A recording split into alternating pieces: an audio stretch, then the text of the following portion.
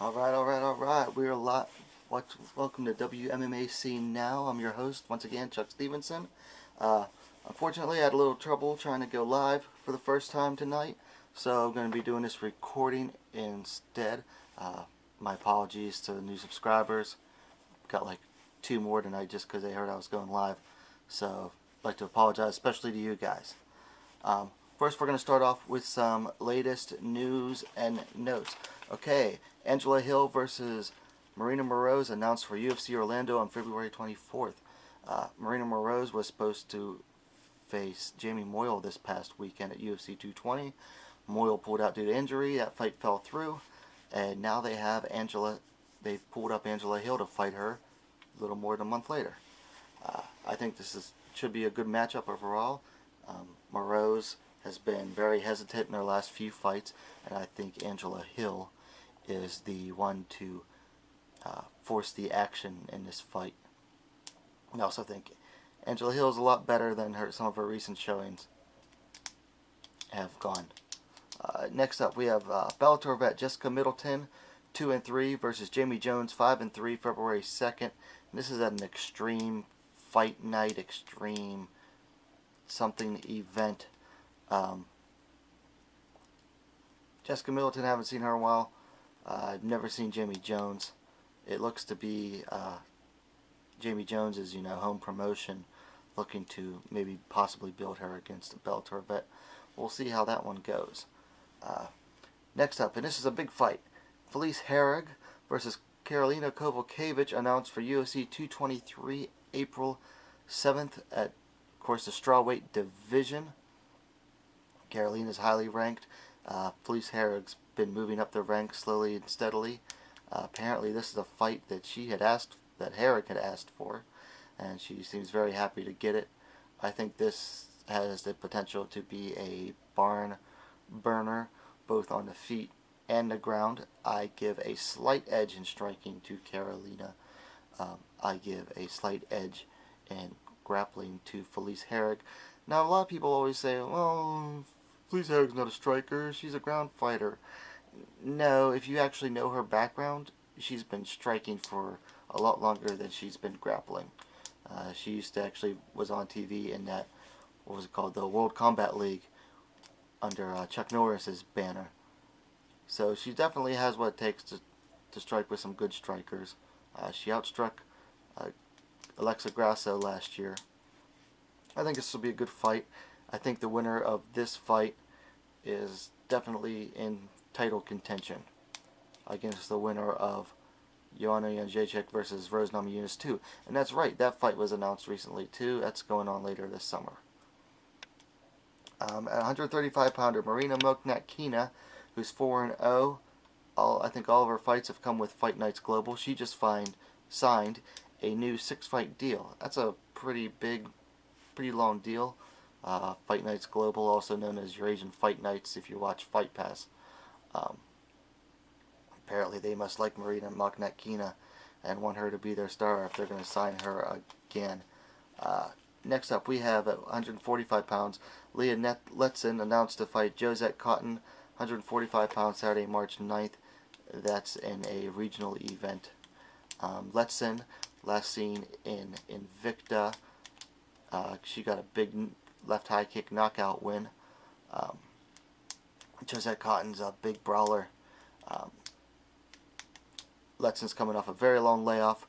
She's in the Air Force. Or Air Force Reserves, I believe. She works in Intel, and she just came back from year-long layoff. Most of that was due to a recent deployment. So we'll see. We'll have to see how that goes. I'm gonna pick Letson anyway, based off of skill. I haven't really seen much in Josette Cotton that has impressed me. She mostly just seems like a brawler who uses size and strength to her advantage. Next up, this is a pretty big one if you are a One Championship fan or a follower of the Asian scene. We have Angela Lee versus Mei Yamaguchi rebooked for May 18th in, surprise, surprise, One Championship and Angela Lee's hometown of Singapore. This fight was supposed to be last October or November, but fortunately the fight had to be canceled. Angela Lee was driving to or from her gym early in the morning, fell asleep at the wheel, rolled it a few times, uh, escaped with some bumps and bruises. It was only like a few weeks before the fight, so they called it off at the time. Now it's being rebooked. If you've ever seen their first, or excuse me, if you haven't seen their first fight, definitely look it up on YouTube. It was a damn good fight. Certainly not one to miss. I expect their next fight to be just as good. I think after this fight, Lee's probably going to want to move up to 125 pounds, their strawweight division in one, because they're already having May Yamaguchi face her, and it's only been like I guess close to 2 years now since their first fight. But May Yamaguchi is 1-2 in her last 3, so I think one is showing that they're running out of contenders for her, and they're having a hard time finding any. Next up, an interesting one: Hyo Kyun-song out of Korea, 2-5, versus Maria Suzuki, making her professional debut. I think she's more of a kickboxer, and that's going to be at Angels Fighting 6, March 12th. Mostly included this one. Angels Fighting events, if you look them up on YouTube, they're a pretty neat event. A lot of the tickets sold are actually VIP tickets. You get a meal.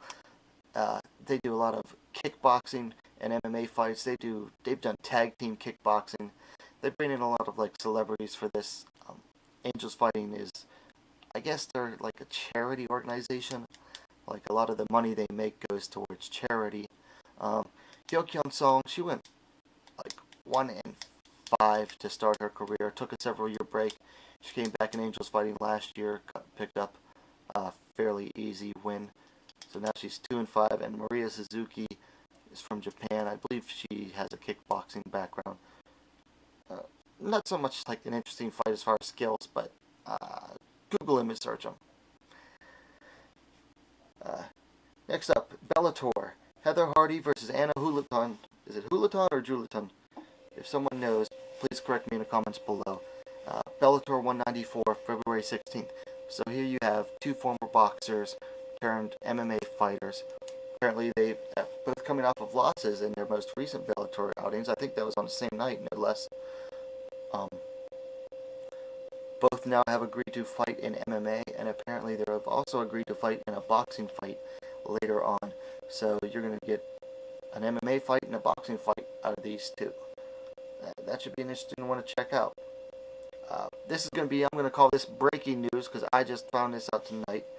Yoonji Kim, 1-2, coming off a big win over Yoshiko at Road FC back on December 23rd, is going to be taking on Rin Nakai, 19-2-1, at Deep 82nd Impact, February 24th. That's going to be at flyweight. You know, I follow the Korean scene pretty closely. We've got Taeguki on the sleeve here. And let me tell you something. The Korean girls get no love by matchmakers. Whether it's a lot of times at home they don't get any love, and if they ever go to Japan, they're basically being used as feeders. Now, that said, I thought Yoonji Kim was going to get stomped by Yoshiko, and she proved me wrong. She used some very good fundamentals to outstrike Yoshiko for pretty much that entire fight. She's definitely going to have a height and reach advantage over Rin Nakai. So we'll see how Rin Nakai deals with that. Perhaps she can use Kim can use the same advantage again in the next fight. I said that was at 125. I'm actually not sure what weight class that's going to be at. I'm going to have to look that up. So this has been the conclusion of the news and notes video. I'm going to be coming up with a second video pretty soon with a couple of discussion topics I want to talk about. First discussion is going to be fighters and weed. So you know, Cynthia Calvillo got busted last week for marijuana metabolites in her system after her fight with Carla Esparza. So she's going to be dealing with that for a while. no news on if it's going to lead to a suspension or anything yet. Next topic. Possible opponents for Sahi Ham and Road FC. Sahi Ham recently defeated Jin Yu Fry, so the number 1 beat the number 2 atom weights in the world. And now Ham, so she gets to take a break for a while. She broke her left arm in a radius. She's got like a nice plate and like 4, 5, 6 bolts in it. Pretty nasty break, broke it on Jin Yu Fry's head. So she's going to be out for a little while, which leaves plenty of time for Road FC to find opponents for her. I'm going to see what I can do to help make that a little easier. Also some discussion topics I want to talk about is going to be the recent One Championship fights. There were 2, including the excuse me, I'm heartburn, including the crowning of their first ever one strawweight world champion. Strawweight in world championship is at 125 pounds. And then after that, I'm going to want to discuss the upcoming fights for this weekend's UFC. There are 3 women's events. I believe 2, possibly 3 of them are in the new 125-pound class, which certainly has a possibility to shake up the newly formed rankings there. This has been WMMA. See now. Let me guys know what you think down in the comments below. Like, comment, subscribe.